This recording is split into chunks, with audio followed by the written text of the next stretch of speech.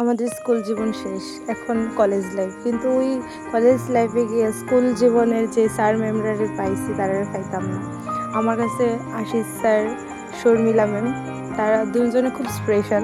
সব টিচাররাই ভালো, বাট সবার কাছে তো কিছু স্পেশাল স্যার ম্যাম থাকে, তো আমার কাছে তারা দুজন স্পেশাল। আরও বিশেষ কিছু ম্যাম স্যার আছে, যেমন Arpita ma'am, Sanjukta ma'am, Urmila ma'am, Sushil sir, সবাই ভালো, বাট সবার কাছে তো কিছু স্পেশাল স্যার ম্যাম থাকে। আমার কাছে শর্মিলা ম্যাম আর আশিস স্যার স্পেশাল। সত্যি শর্মিলা ম্যাম, আশিস স্যার, তাদেরকে ভুলতে পারতাম না, কারোরই ভুলতে পারতাম না। এদিন আমাদের স্কুলের ফেয়ারওয়েল আসছিল, আর কোনো দিন হয়তো বা দেখা হইব রাস্তায়, একটু হাসি একটু কথা কইয়া আমরা জামুগা। কিন্তু ওই যে ক্লাসে বইয়া সবার সাথে কথা, মজা, মিড ডে মিলের সময় টিফিন খাওয়া, সেটা হইতো না, কারোর সাথে হইতো না। তো সেই সময়টা খুব মিস করি। আমরা স্কুলে সরস্বতী পুজোর সময় কত নাচ গান টান, ম্যাম তারা সবাই মিলে এত মজা, সবাই মজাটা করছি। আমরা স্কুলে আমরা এই মজাটা আমরা কোনোদিনই করতে পারতাম না। এটা খুব কষ্টের কথা, আমরা আলাদা হয়ে যেতে যার মতন যাবো, অথবা কারো বিয়ে করে নেবো, বা নিজের লাইফে সাকসেসফুলি ট্রাই করবো। আমাদের ক্লাসে যে ফার্স্ট গার্ল, তার কথা না বলি না, তার নিজের নাটক লিখতাম, ওই নাটক করতাম, সবাই মিলে ফটো তুলতাম।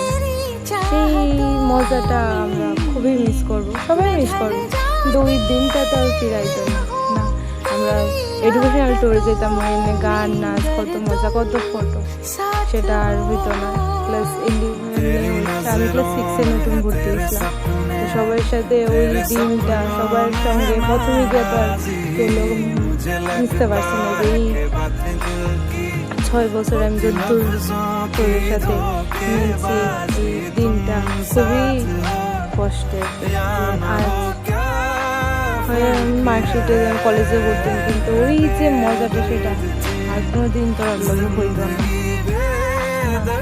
আর আরেকজন আমার বেস্ট ফ্রেন্ড, তার কথা না, দারুণ একটা মেয়ে, আমার ভাগ্যে হয়তো ভগবান দিয়া দিছে, খুব লাকি যে তাই আমি পাইছি। একটা ঝগড়ার পরে আমরা হয়েছি বেস্ট ফ্রেন্ড। ক্লাস 11 বেস্ট ফ্রেন্ডের সম্পর্ক, এর আগে জাস্ট ফ্রেন্ড আসলো। তো আমার লাইফে আমার ফার্স্ট বেস্ট ফ্রেন্ড তাই, আমি তাই চাই যে তাই যেটা আমার সারা জীবন থাকে, এটাই আমি আশা করি তাই থেকে, আর কিছু করণীয় নাই। আর সবাই আমার যার অন্য বাকি ফ্রেন্ডরারও আশা করুন তারাও আমার লগে থাকবো।